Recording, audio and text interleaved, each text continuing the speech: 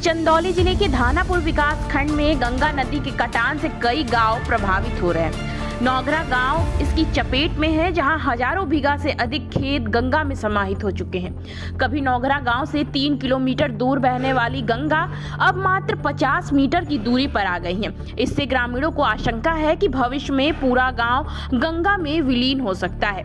ग्रामीणों में उत्तर प्रदेश सरकार द्वारा ठोस पहल न किए जाने को लेकर नाराजगी है।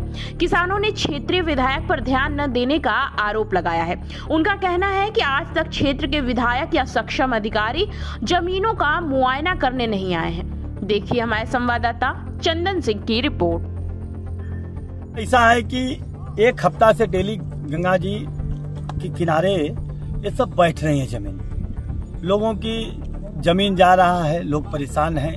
आज भी करीब 10-15 मीटर बैठ गए हैं। मेरी बात हुई है चंदौली डीएम साहब से, सकलडीहा एसडीएम साहब से।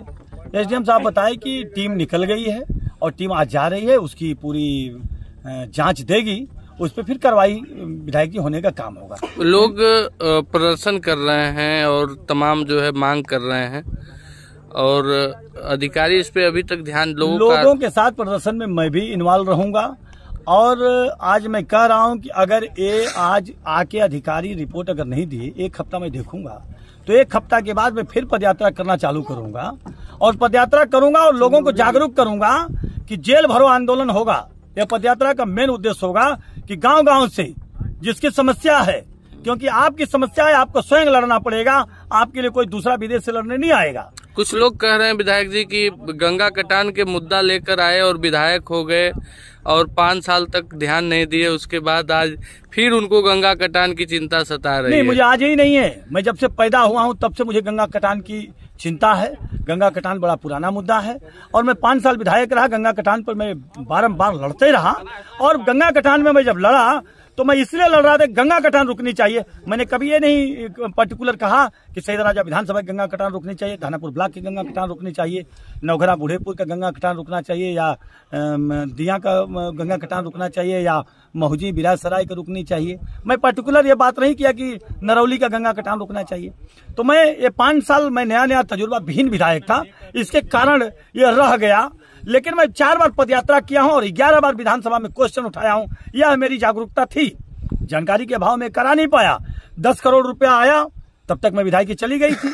उस 10 करोड़ रुपए का बंदर बांटे करने का काम किए। 10 करोड़ से जो पत्थर लगा वो पत्थर भी गंगा जी में बह गई।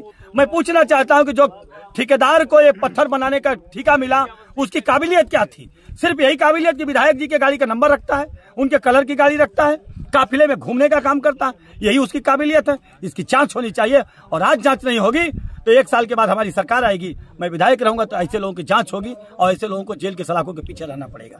उपाध्याय नौगरा, पोस्ट ऑफिस धानापुर, जिला चंदौली से हूँ। ये नौगरा गांव में गंगा जी का कटान काफ़ी दिन से चल रहा है, लेकिन इधर 10 दिन से 100 मीटर से ज़्यादा कटान हो चुका है।